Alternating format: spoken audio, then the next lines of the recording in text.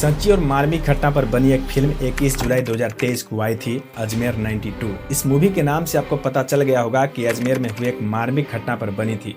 एक ऐसा स्कैंडल जिसने उस समय पूरे देश को हिला कर रख दिया था, जिसकी कहानी जानकर आपकी रूहें कांप जाएगी। हेलो, गीता बोल रही है? हाँ, आप कौन? अखबार तो पढ़ती होगी ना तुम, उसमें एक फोटो छपी है जो तुम्हारी है। अजमेर 92 फिल्म की कहानी एक सत्य घटना अप्रैल 1992 के महीने में राजस्थान के अजमेर में सैकड़ों लड़कियों के साथ हुई हैवानियत को दिखाता है। इस खबर ने पूरे देश को झकझोर कर रख दिया था। उस रोज भले ही सोशल मीडिया का जमाना नहीं था दोस्तों, लेकिन खबरों को आग की तरफ फैलने में ज्यादा वक्त भी नहीं लगता था। उसमें एक फोटो छपी है जो तुम्हारी है। एक रोज अखबार के फ्रंट पेज पर सोफिया गर्ल्स कॉलेज की छात्राओं की आपत्तिजनक फोटो ब्लर करके लगाए गए थे, जिससे पूरे देश में हलचल मच गई थी। कहानी थी हैवानियत की, कहानी थी 100 लड़कियों के साथ हुए दुष्कर्म की, कहानी थी 250 लड़कियों के साथ हुए ब्लैकमेलिंग की। इस कहानी में अजमेर है, चिश्ती है, रेप और ब्लैकमेलिंग है। और इस फिल्म के अंदर कहानी से कितनी तोड़ मरोड़ की गई है, इसका अंदाजा हम और आप नहीं लगा सकते हैं। इसलिए आज इस वीडियो के माध्यम से आपको बताऊंगा इस घटना की पूरी कहानी, जिसे सुनने के बाद आपका खून खौल जाएगा। हमें थारी मदद चाहिए। ये रहा हमारी होने वाली बहू का फोटो। छोटे ये पता करके बताओ कि कहीं हमारे होने वाली बहू का बलात्कार तो नहीं हुआ है। 90 के दशक का अजमेर पत्रकार संतोष गुप्ता अपने दफ्तर में बैठे रहते थे। वहां लोगों का आना जाना लगा रहता था, जो कि अचानक से बढ़ गया था। पूरे 90 के दशक में लोग लड़की की तस्वीर लेकर आते और पूछते थे कि क्या ये वही लड़की है। दरअसल वो ऐसे लोग होते थे जिनकी शादी होने वाली होती थी और वे पहले इस बात की पुष्टि करना चाहते थे कि कहीं उनकी होने वाली पत्नी इस सेक्स स्कैंडल की शिकार तो नहीं है। यह क्रम संतोष गुप्ता द्वारा अजमेर रेप कांड का भंडाफोड़ किए जाने के बाद से लेकर पूरे 90 के दशक के अंत तक चलता रहा। उस समय भले ही इंटरनेट नहीं था, लेकिन इस रेप और ब्लैकमेलिंग स्कैंडल की खबरें लोगों के बीच आग की तरफ फैली थी। 15 फरवरी 2018 पुलिस ने इसी दिन इस केस के मुख्य आरोपी सुहेल गनी चिश्ती को गिरफ्तार किया था। इस खबर के बाद से ही लोगों के बीच 3 दशक पहले की यादें फिर से ताजा हो गई। अजमेर के लोग इस केस पर आज भी बात करने से हिचकिचाते हैं। आखिर बात करे भी तो क्या। ये वो केस है जिसके बारे में वो समझते हैं कि इसने शहर को पूरी दुनिया में बदनाम करके रख दिया है। दोस्तों, वे कौन लोग थे जिन्होंने इस शहर पर ऐसा दाग लगाया था? यहीं के लोग थे। खादिम थे, प्रभावशाली थे, अमीर थे और सफेद पोश थे। वो अपराधी नहीं दिखते थे, वो समाज सेवी के क्लेवर में थे। कुल 8 लोगों के खिलाफ शुरुआत में मामला दर्ज किया गया था। इसके बाद 18 को आरोपी बनाया गया। दोस्तों, ये वही लोग थे जिन पर सूफी फकीर कहे जाने वाले ख्वाजा मुइनुद्दीन चिश्ती दरगाह की देखरेख की जिम्मेदारी थी। ये वही लोग थे जो खुद को चिश्ती का वंशज मानते थे। उन पर हाथ डालने से पहले प्रशासन को भी सोचना पड़ता था। अंदर खाने में बाबुओं को ये बात पता होने के बावजूद इस घटना पर पर्दा पड़ा रहा। चेन के बारे में आपको पता होगा कि कैसे एक के बाद एक जोड़कर चेन या फिर श्रृंखला बनाई जाती है। मजहबी ठेकेदार के भेष में रह रहे दरिंदों ने यही तरीका अपनाया था। किसी लड़की को अपने जाल में फंसा, उससे रिलेशन बना, उसकी आपत्तिजनक फोटो ले लो और फिर उसी तस्वीर का प्रयोग करके ब्लैकमेल करो और उसकी किसी दोस्त को फंसाओ, फिर उसके साथ ऐसा करो और फिर उसकी किसी दोस्त के साथ। यही उस गैंग का तरीका था दोस्तों। ओमेंद्र भारद्वाज तब अजमेर के डीआईजी थे, जो बाद में राजस्थान के डीजीपी भी बने। वे कहते हैं कि आरोपी वित्तीय रूप से इतने प्रभावशाली थे और सामाजिक रूप से ऐसे पहुंच रखते थे कि पीड़िताओं को बयान देने के लिए प्रेरित करना पुलिस के लिए एक चुनौती बन गई थी। कोई भी पीड़ित आगे नहीं आना चाहती थी। उनका भी परिवार था, समाज था, जीवन था और ये लड़ाई उन्हें हाथी और चींटी जैसी लगती थी।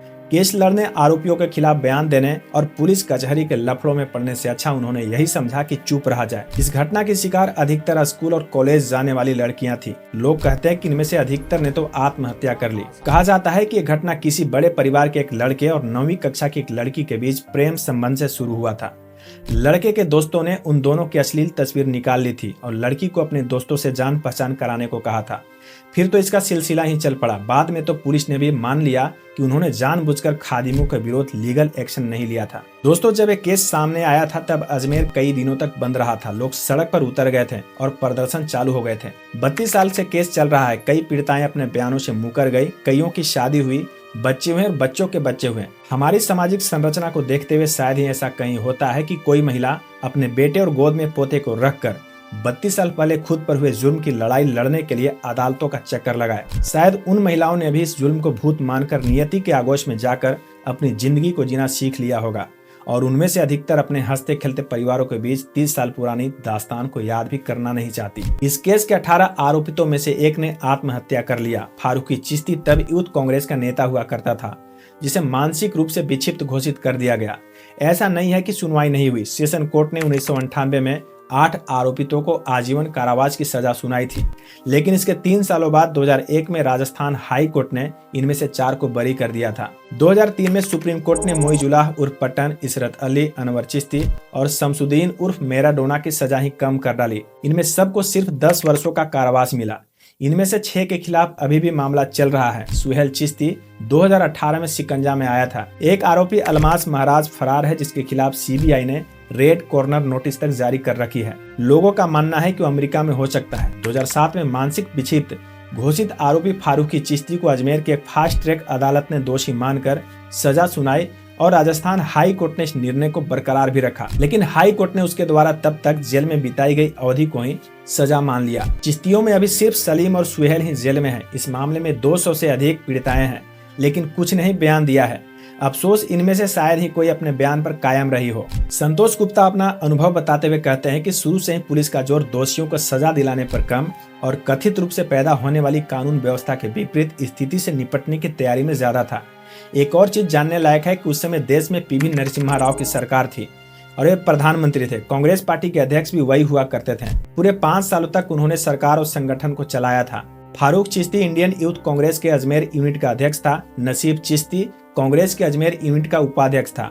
अनवर चिश्ती अजमेर में पार्टी का ज्वाइंट सेक्रेटरी था। ऐसे में कहा जा सकता है कि शक्तिशाली कांग्रेस पार्टी, उनकी तुष्टीकरण की नीति और आरोपियों का सामाजिक और वित्तीय प्रभाव, इन सब ने मिलकर न्याय की राहों में रोड़े खड़े कर दिए थे।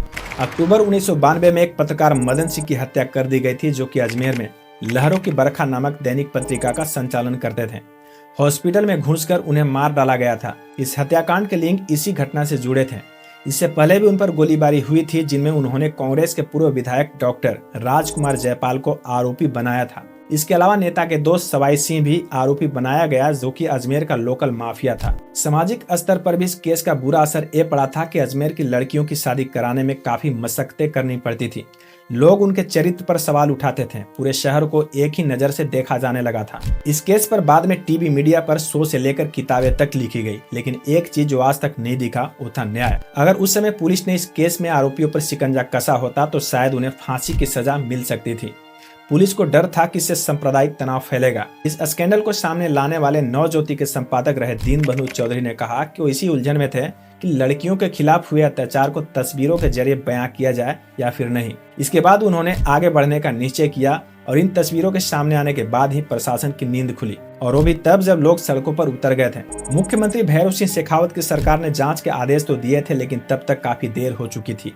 कहा जाता है कि कांग्रेस नेता जयपाल का भी सेक्स स्कैंडल में हाथ था और पत्रकार मदन सिंह की हत्या भी इसी कारण हुई थी।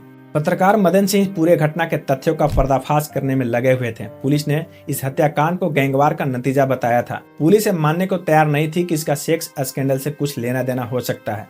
मदन सिंह और उसके भाइयों को आपराधिक इतिहास की बात करते हुए पुलिस ने दावा किया था कि पत्रकारिता उन परिवार के लिए कवर थी। उस वक्त अजमेर में 350 से भी अधिक पत्र पत्रिकाएं थी। ये सब पीड़ितों का साथ देने के बजाय स्थानीय स्तर के कई मीडिया कर्मी उल्टा उनके परिवारों को ब्लैकमेल किया करते थे। आरोपितों को छोड़िए, इस पूरे मामले में समाज का कोई ऐसा प्रोफेशन शायद ही रहा हो जिसने एक मत से इन पीड़िताओं के लिए आवाज उठाई हो।